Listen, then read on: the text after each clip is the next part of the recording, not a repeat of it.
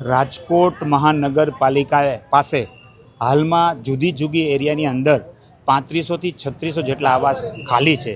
ખરેખર ગરીબ માણસોને એને ફાળવવા જોઈ. થોડા સમય પહેલાં રાજકોટ મહાનગરપાલિકાના ભાજપના શાસકોએ એવી જાહેરાત કરી હતી કે જે આવાસમાં જે નથી આવતા એને અમે ભાડા કરાર માટે ભાડે આપશું, પણ એનો સર્વે થઈ ગયો. આજ સુધી કોઈ ભાડે આપવામાં આવ્યા નથી.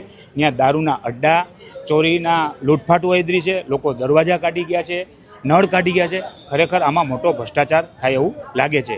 જો આવનારા દિવસોની અંદર આવાસ ફાળવામાં નહીં આવે તો મ્યુનિસિપલ કમિશનરને ઘેરાવ કરવામાં આવશે. ખરેખર કોર્પોરેશન પાસે આખું સેટઅપ છે, એની વિજિલન્સના માણસોને તપાસ કરવી જોઈએ.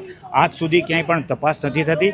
ક્યાંક ને ક્યાંક આ લોકો સામેલ હોય છે અને આમાં મોટો ભ્રષ્ટાચાર હોય છે. પોલીસ કમિશનરને આ બારામાં રજૂઆત કરશો ને મ્યુનિસિપલ કમિશનર અને કોર્પોરેશન પાસે વિજિલન્સ સ્ટાફ છે. વિજિલન્સ સ્ટાફ પોલીસ જેટલા કોર્પોરેશનના સિક્યુરિટી ગાર્ડ છે. જે આવાસ યોજનામાં છે ત્યાં એના ચેકિંગ થવું જોઈએ અને ત્યાં એના બંદોબસ્ત મૂકવો જોઈએ એવી અમારી માગણી છે.